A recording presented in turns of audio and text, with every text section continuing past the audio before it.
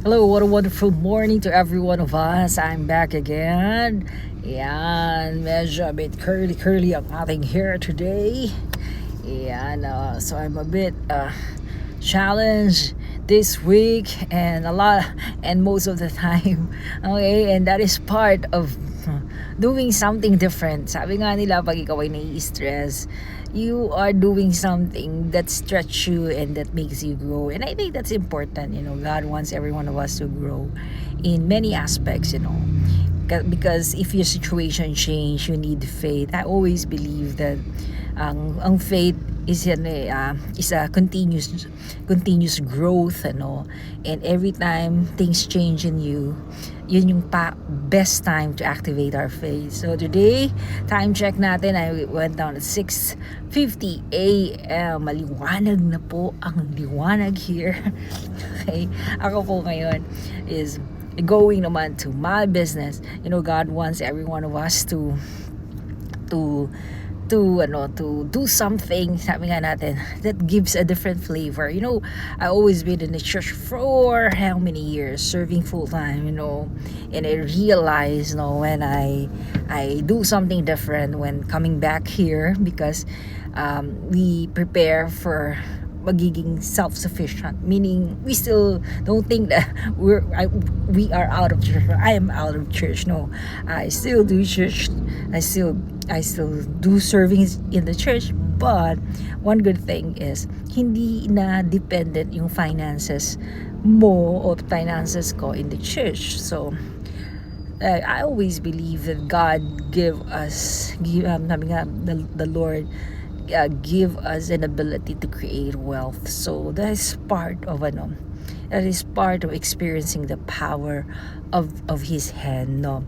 Kaya nga, I know to some, not to everyone, but to some, are not tuned na, pwede ba yung dual yes, especially in the different nations and different country, talagang may dual, no. Merong tinatawag natin na talaga na ibang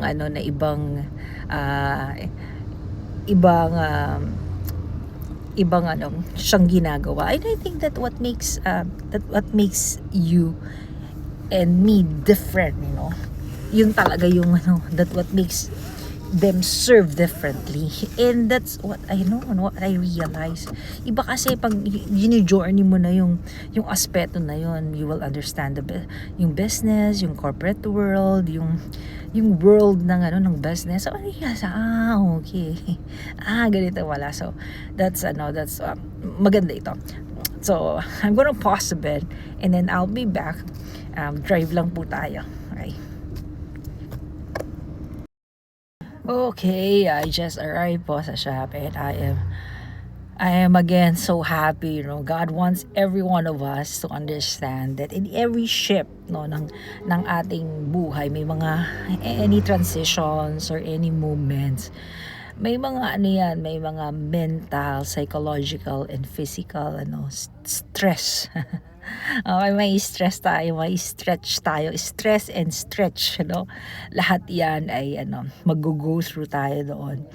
And sometimes actually people loves comfort. Yun talaga yung gusto natin, kung alin yung mas comfortable tayo, mas magiging okay yung ating situation. But the reality, alam nyo po, ang reality talaga is ang reality po talaga is ang reality ng buhay natin is talaga.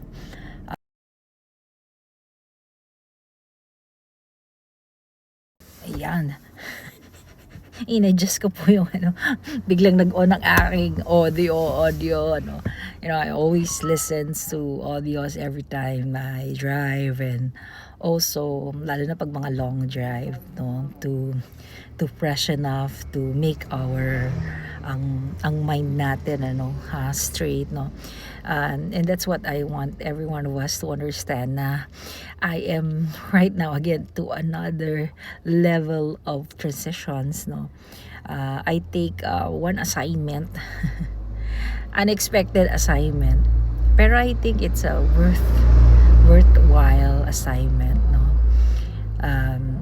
Sometimes nga pag may mga movement and transitions, sometimes ang hirap, no? Katulad nga itong ating vlogging doon. Pag may mga transitions and movement, wow, ang hirap makagawa ng content, but I believe that God wants every one of us now to be an inspiration to many of us. Kasi in every shifts, in every transitions, in every new assignment, may God's may God's anointing and appointment, and those things helps us. No? So again, today is a great day for us to understand na hindi tayo dapat matakot to every change, learn and enjoy the journey of those changes na nangyayari sa atin. Mahirap, no? At wala namang madali sa buhay, pero yung learning, yung sabi nga natin, yung learning coming from it, irreplaceable. Hindi pwedeng hindi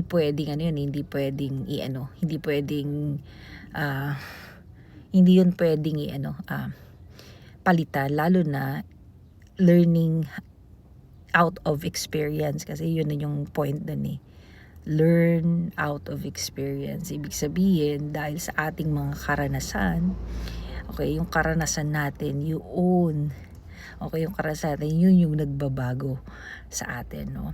So, at hindi yun yung nagpapalalim sa ating pagkatao at sa ating buhay. Again, God is a good God. Let's do things na ginagawa at inaayos ng Diyos. Again, have a wonderful day, everyone, and may you have a great day. Okay, bye-bye.